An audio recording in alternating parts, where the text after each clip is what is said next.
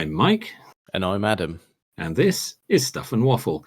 Two friends talking about stuff, and often as not, waffling with frequent reference to Bond cars. We have mentioned of late that we will be moving house later this year. Yes, we have. Well, for those who are interested, you're on the market. Yeah, we are. It's real. It's live. Yeah. There's pictures of my toilet on the internet now. Sad but true. And we know after all of that is done and dusted, I am going to furnish myself with a vehicle. Yes, that's been well common knowledge at this point. I think it probably is. People have been waiting a long time for this one. Yeah, that's very much a case of do shut up and buy it now. Yes. Well, I haven't been able to, have I? Anyway, there's been certain realities here that have prevented that. Anyway. Yes, this is true, but unfortunately, patience does not prevail on certain listeners. So, no, indeed not. So that's going to happen later in the year, and we're fairly sure we know what that's going to be. Yes. S-Type R.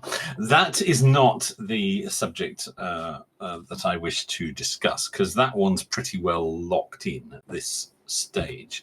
Mm-hmm. The question has been talked about a few times now as to what my good lady might do, and if anything.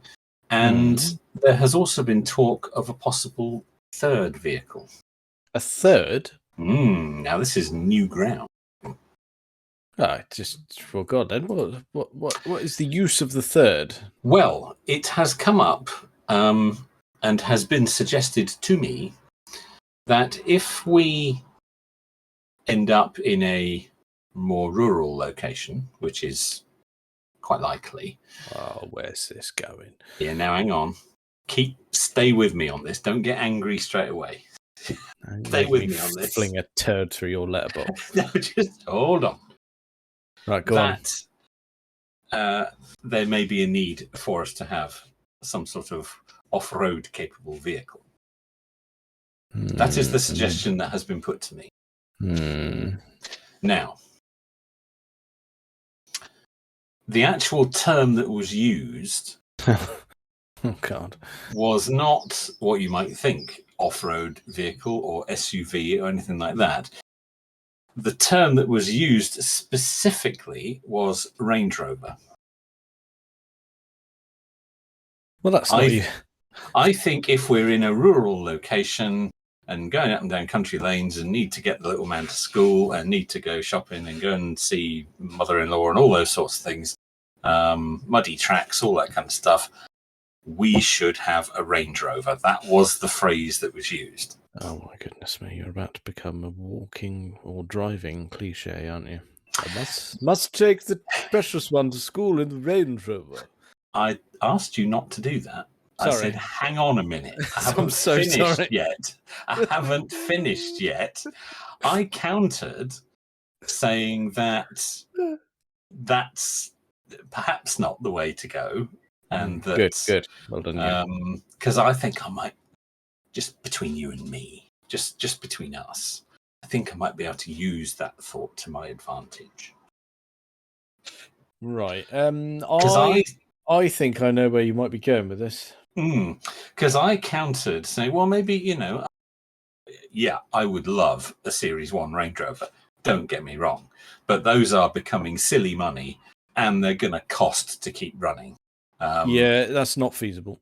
Even if you look at a P38, I mean, they haven't gone silly in terms of price to buy. No, but they do sag.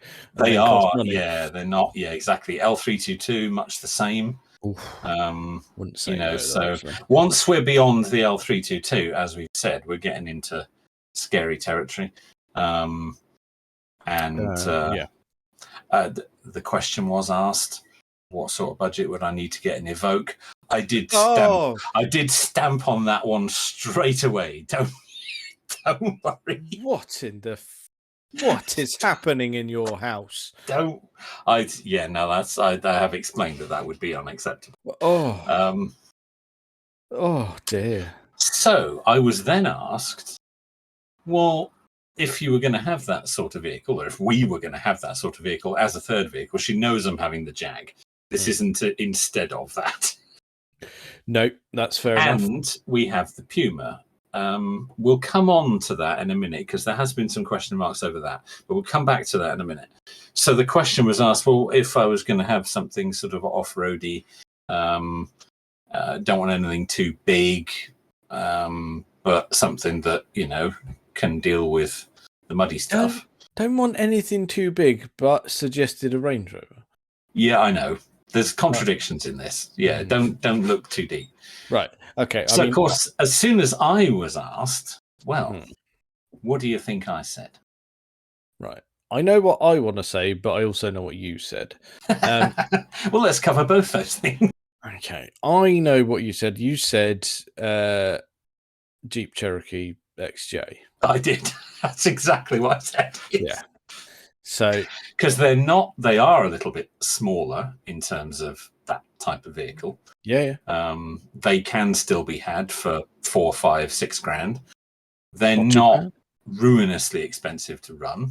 No. They don't suffer horrifically from rust. I mean, they do if they're not looked after, but if you get a nice one, I think you'd have a happier time running one of those than the Range Rover. Yeah, I think you're dealing with something that's a bit simpler, which is nice. Very much so. Yeah, very much so. Very American, and I quite like that. Yeah, we have established that you are a closet. I'm a closet American. Yeah. Yes. Yeah. There I'd be in my Jeep Cherokee. Yeah.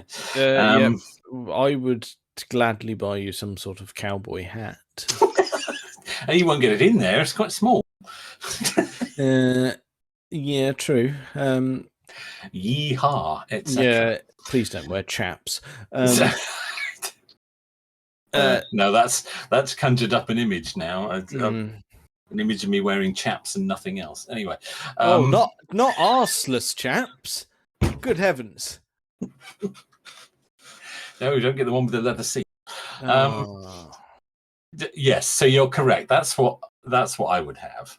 And that was why I was quite cheery about the whole thing, because I could use this to finally get a Cherokee XJ. That would be lovely. Yeah, I know, because you have brought it up on the podcast. You have. I mean, I'm not going to say you utterly lust after it, but it's one that you would like to tick off, I think. Yeah, it would.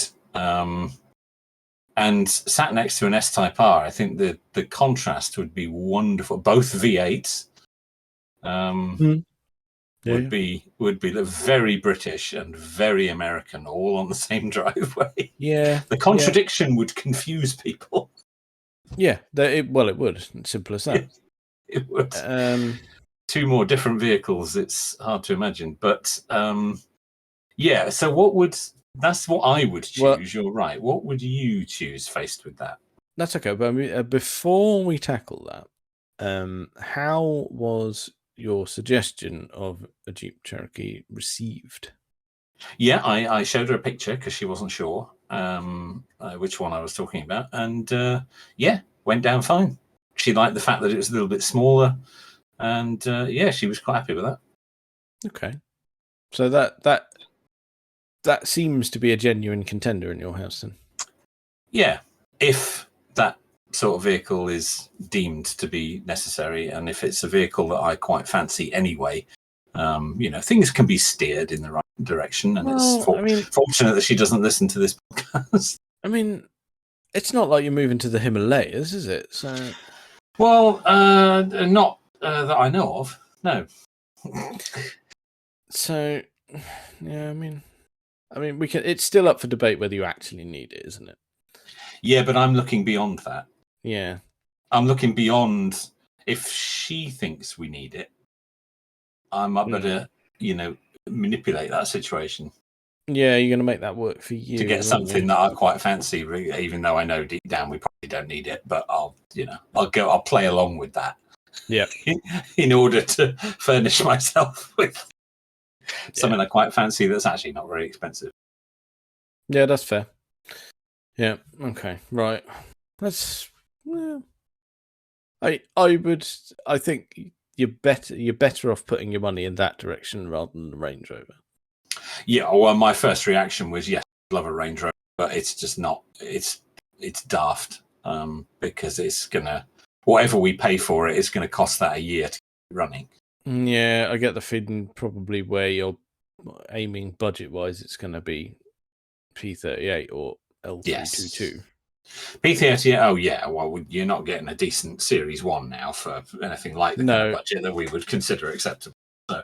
and you don't really want anything past the L322 because it's got the kind of, it's still got the whiff of the sort of stigma that you perhaps don't want. Yes, I think so. You don't want anything too new. L322's on the borderline, but I think you can get away with it for the right one that's not been messed with too much. Yeah. But then you've got the air suspension problems. You're starting to get a lot of electronic and computer-controlled stuff on them, and that's never a good thing in a Range Rover. No, it's not. P38 doesn't suffer from that as much. You get the right one in a P38, you'd probably get away with it, but something's going to go twang, isn't it? And it's going to cost silly to put it right. I don't think you'd get that with a Cherokee. Not a Cherokee of that era. No, I think you're probably fairly okay. Yeah, I did. Yeah, I think that was a tractor of some sort. Yeah, it was a bit clipped, courtesy of your noise cancelling, but there was definitely something odd occurring in the background there. Yeah, I think that was a tractor. Because we're down in the country here, Yeah, but I mean, it's quite a main road that we're hearing this traffic from. What's the farmer doing out there? But there's farmy stuff at the top, isn't there? Yeah, I suppose. Yeah. Maybe he's just done Tesco's running the tractor. Exactly. He's on his way back. Oh, neat is past it. Yes. Yeah. Very good. Right. Okay, then. I think you should not buy either of those. If you want something that actually functions, well, I'm talking more about the Range Rover here. I don't have enough Cherokee knowledge, but I would say Toyota Land Cruiser. Yeah, well, that's just bulletproof, isn't it? Yeah.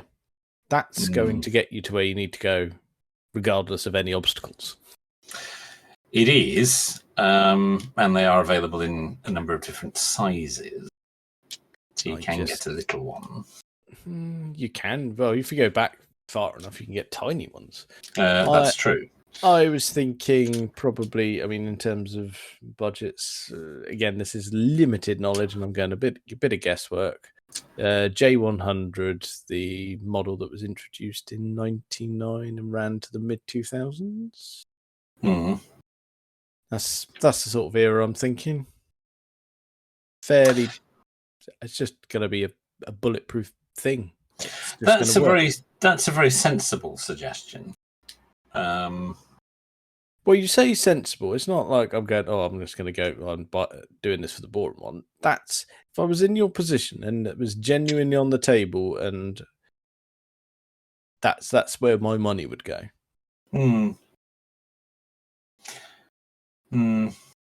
It doesn't get me going, if I'm honest. Well, that's your own fault. Well, maybe. Yeah. Don't you blame me for that? But I think that's the thinking man's choice. Oh. Yeah. Yeah. Well, you see the problem. Yeah, I spotted it. No, I think it'll just work. Yes, it would. But that's just boring, isn't it? Well, if you're going to be like that, I just like it. It's just we won't need such a vehicle. That's you don't need any. You don't need missing the point. No. However, if, for example, any arms were twisted and you ended up with a Range Rover, that's going to look silly on a school run. If you take a Land Cruiser on a school run, I think you've won the school run that day. Yeah, you're probably right. It's a serious bit of kit, I grant you.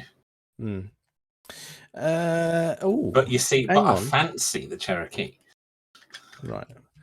Okay. That I know you do, and I know I won't talk you down. However, I'm gonna try something. I'm going to be in the Jag all the time anyway, so it doesn't. Yeah, you are. Let's be honest. Right. Does this sway you in any way, shape, or form? You could argue that if you got the Land Cruiser, Bond car, particularly the J100 as well. Oh, That was the standout vehicle in the big chase in No Time to Die. Yes, it was. Land Rovers and Range Rovers flying everywhere. Trusty Land Cruiser doing its thing. Gets you through. Yeah. And it was that exact model as well. I hadn't done that on purpose, but... Dear, you're right. It's a Bond car. Mm-hmm. He operated the vehicle. He did. No, it is. It's legit a Bond car. Mm-hmm. So... It's a big tick in its box, I'll give you that. Yep, that's it. That's you're going to go You've and have a little conversation later. Oh, you can even claim that's your own idea if you want, if it helps sell it. I don't know if I want to sell it. I've got to work that out first. Yeah, but you're going to get into it and go, fucking hell, I'm Daniel Craig. There you go. Oh, yeah, because I'll be fooling everybody with that, won't I? Yeah, what you do is don't look... Well, actually, if you want to look in the rearview mirror and try and convince yourself, put a photo of him over it, yeah? Over the mirror? Yeah. Just the top 2 inches of his head. Yeah, something like that. Perfect. Oh, dear. You've gone from not interested to, oh, for goodness sake. Yeah, why did you have to remind me of that? You silly man. No. My sales pitch is excellent. But if we're talking about interesting people behind the wheel, Quentin Wilson had a Cherokee XJ. There. See? He'll outsmooth anybody. Oh, God. If I think he had more than one. Oh, no. You think that's...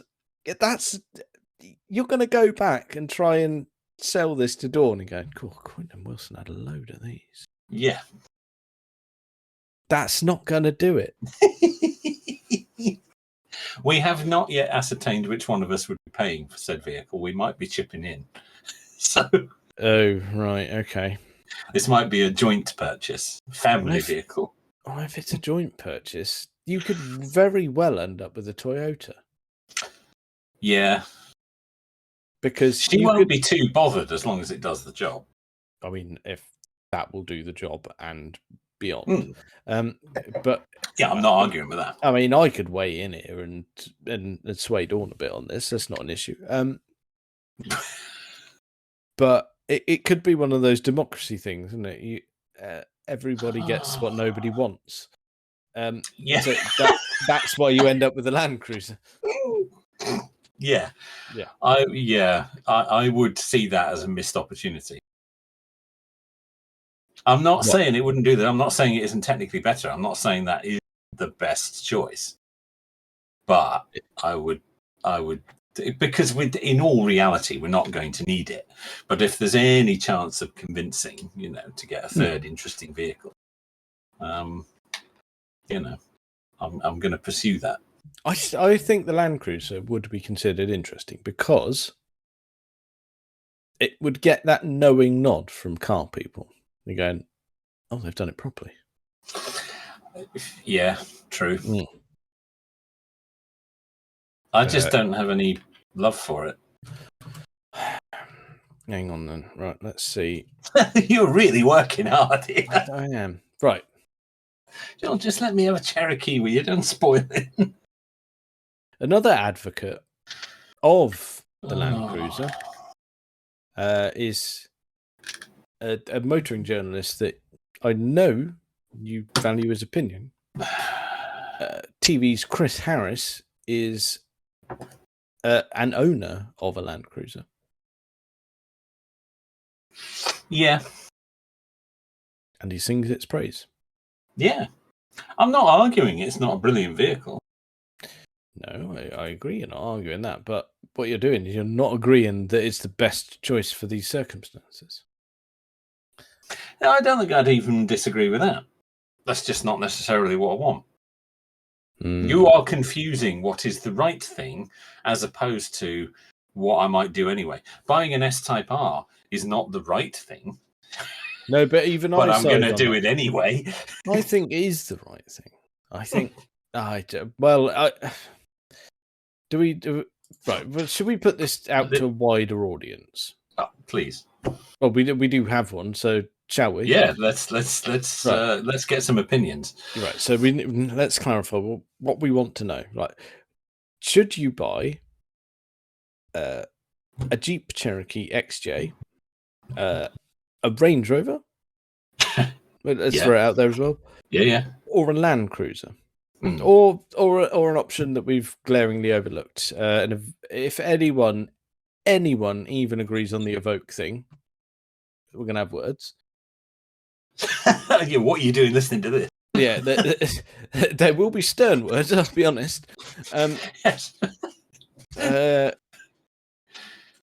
Taken into a private chat room and explained why you're wrong.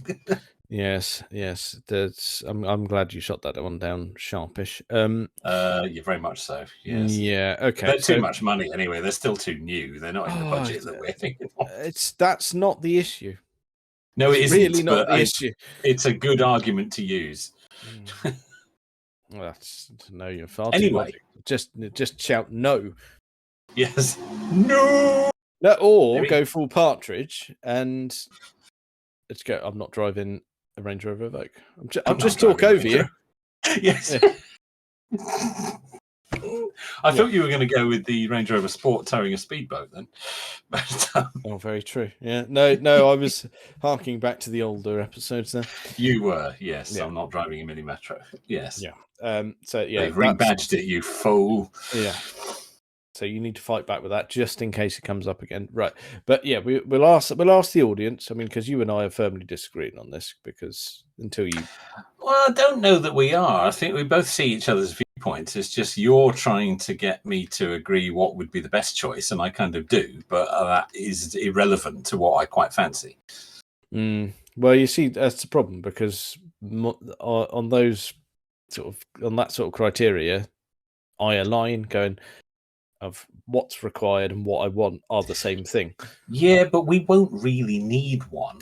It's just there might be a perception that we need one, and if I can manipulate that into whatever the word is, into getting something that I've always quite fancied, then knobs to your Land Cruiser. Yeah, I suppose I just quite fancy a Land Cruiser. That's probably where I'm coming from. But all right, well, I think that is. You see, that's what you would choose, but it's not you doing the choosing. No, but I mean, if it's not, I mean, if I end up with a Land Cruiser and you end up with a Jeep Cherokee, then I'll just sort of pull up outside your house and go, Bond drove one of these, and fuck off again after that. Yeah. Well, then I'll have to go and buy a E38 BMW. Anyway. No, we know those have gone silly. You're not allowed one anymore. Yeah, no, they are going a bit that way. Yeah. Absolutely bloody ruined. I just because when we were considering it for you, they were attainable. I mean, but that was a while back when we had that episode. Yeah, it was. We've been talking about this for a while.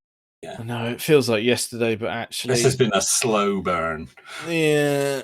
I think, well, as ever, it's like we've gone through over 2 years of doing a car podcast, and neither one of us has pulled the trigger on a coupe. It's going to happen this year, although it won't be a coupe. No, that's fine. I think I am going to be loyal to what we originally agreed I should buy. Yeah, and it's what I told you should buy. Yeah, you called it early. Yeah. And you always said S-Type. Yeah, I don't think that should change. I think we were right to discuss it, but we always knew where the end point was. Yeah, I think so. Which is fine. Right, okay, let's... Shall we move on to phase 3 here a minute? Phase 3? Phase 3, there has been some discussion over... Yes, you did say that, yes. Over the Puma. Yeah. Now, the Puma is wonderful. Everybody loves it. Mm-hmm. But it is getting a bit crispy around the edges. But we haven't been able to garage it over the winter for reasons. Mm-hmm. And it is going to need a bit more work. It's had some welding already, as we know, underneath to get through the last MOT. The rear wings down the bottom are beginning to go. The sills are not looking too clever. There's some rust on the boot lid where the wiper goes in. It could do with it. It's fine, but it could do with some money spending on it. No, it's going to need a couple of quid in its direction, isn't it? Yes, it is. Now, the question is, do we throw a few quid at it and get it really sorted? Or, and this would be purely a car for my good lady, do we replace it with something else? My gut reaction is to say, do it and make sure the place that you buy has somewhere you can dry store it. Because I think it's money well spent. Yeah, I think they're quite likely to go up. Yeah. They have a little bit, but not massively. No, but anything that's even hinted to be a fast forward, I would say just go, right, you know what, don't overthink it, do it, and make sure it's kept somewhere safe. Get it sorted and tuck it away somewhere. Yeah. That would be my gut feeling, especially given the alternative that's been suggested. Oh my God, go on. No, I think you'll be all right with this, actually. I'm all right with it, but I don't think it would be right. But go on. Okay. She suggested a Mazda MX-5. What mark of MX-5 are we talking? Original. First one. All you're going to do is pay over the odds for that, and I mean, because they've already started to go, they've gone more than the Puma's gone. Yeah, and they have. You're going to have exactly the same headaches. Yeah, possibly even more so. Because all of those, they rust as well. Yeah, they do. Yeah, don't get me wrong. I adore an MX-5. I do. I think it's a brilliant choice. But all you're doing is changing the packaging, but you're having the same problems. Now, I agree. I think if you're going to do that, you might as well stick and get the Puma sorted, because we do have one that's not as rusty as others that are out there. Yeah. I think we've got a good base. Yeah, it certainly isn't in the state that a lot of them are in. Not by a long way. No. It does need garaging. We haven't managed to achieve that so far, but I agree. A lot of the properties we're looking at do have garages. In fact, there's a couple I quite fancy that have double garages, but we like that. Anyway, that may not happen. We'll see. But I think in my gut feeling, I'd be inclined to put some money into that and tuck it away. I think so. I think your money would be better spent, because if you do that, if you make it good, keep it safe, I still think you will have spent less money than you would to buy a decent enough MX-5. Yeah, I agree. I did raise the subject of a Cayman. Yep, excellent. Well done, you. Yes, and you'd be disappointed if I didn't. You're talking a different budget for that. Yeah, you are. You're also talking a different budget in terms of servicing and maintaining. That depends on where you take it. Yeah, true. There is a very local chap who's very independent. You have mentioned him before. Yeah, yes, he is. Yeah, indeed. Yeah. I think I wouldn't get too worried about the servicing costs on one. No, it's they are a lot more to buy though. They are, yeah. They said that you can't get away from that. And I think that's probably more than we'll be looking to spend at the moment. So I think on that front, I think we're in agreement in that the best thing to do probably is to stick with what we got, get it sorted. And of course, the advantage of that is you don't have to get it all done at once. No, true. No, true. Could stage that a bit. But I think there is a good chance that will increase in value over time. I think the same is possibly true of the S-Type R as well. Yeah, I think so. I think that's not a wild assumption by any stretch. They're not plentiful in R form. They're very different in terms of the underneath bits to the rest of the S-Type range. It's far more Jaguar-y than it is Fordy. I think there's a good chance that would increase in value over time as well. According to how many left, and I know that's not to be trusted as such. Yeah, but it's not the gospel, that is but it? But it gives you a vague idea. Yeah. There are currently 600 S-Type Rs left registered in the UK. Okay. I'll be honest, that's slightly more than I expected. Yeah. They made just over 8,000 originally in total between in the production years. They about half of them were shipped overseas. And they reckon there's about 600 left in the UK. Interesting. So it is. Yeah, I think it's a good buy for you. I'm going to love it. I am going to love it. Yes. Simple. I am very comfortable with that. Yes. I have no doubt in my mind that is the right thing for me. Yes. Yeah, you are very correct. It's going to be. I think it's a difficult one for what to do with Dawn's one, but I genuinely think sorting the Puma and having your next abode with a half decent garage is the way forward. Yeah, I mean, we might have somewhere else it could be stored, if not at home, but that merely kind of necessitates the need then for a third vehicle, because we might well have days where we're going in opposite directions and we'll need two vehicles. So, yeah, true. But as well, it's what's quite nice as well. Like you mentioned, the servicing on the Cayman, for instance. Yes, the servicing on the Puma is still something. It's a car that's old enough that you can tackle that. That doesn't have to be an annual bill. That can be something that can be done. That's nice and easy. True. More than happy to do that.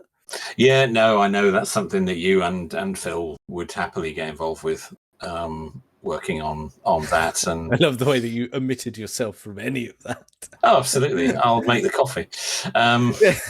Yes, I have no interest in the oily bits. That's why I like EVs. Yeah, okay. Well, we'll watch this space, but I really genuinely think that Dawn should retain the vehicle. Yeah, I'm inclined to agree with that, because she likes that kind of vehicle and she really likes the Puma. And like you say, I don't quite know what would be achieved by changing it for something else, especially something like an MX-5. As bad a rust issues as the Puma does. So.